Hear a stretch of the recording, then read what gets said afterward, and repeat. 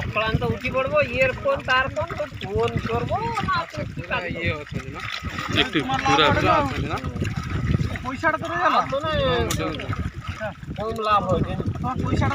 এই যে ওটা পয়সা করতে হইতো না সাবুদানা খাইছেন না দেখা খাইছি